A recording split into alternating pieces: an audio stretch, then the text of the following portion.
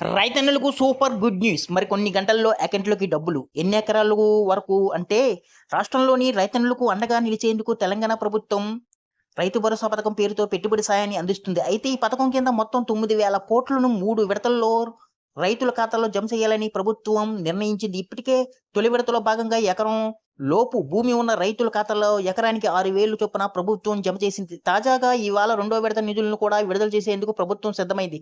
నేడు పల్లి పర్యటన సందర్భంగా ఈ నిధులను సీఎం రేవంత్ రెడ్డి గారు విడుదల చేయనున్నారు. ఈ వీడియోని ఎక్కడ స్కిప్ చేయకుండా పూర్తి వరకు చూడండి. లేకపోతే మీకు పూర్తి సమాచారం అందదు.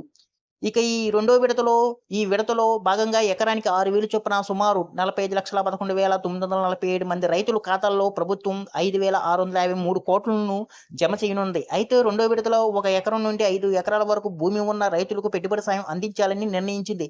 ఈ నిధులు రైతుల ఖాతాలో విడతల వారీ జమ చేయనున్నట్లు తెలిపింది. అయితే ఏప్రిల్ 25 లోపు ఎవరికైనా డబ్బులు పడకపోతే నేరుగా సంబంధిత మండల వ్యవసాయ అధికారులను సంప్రదించాలని ప్రభుత్వం తెలిపింది. అక్కడ తమ వివరాలను సరిచూసుకోవాలని ప్రభుత్వం సూచించింది.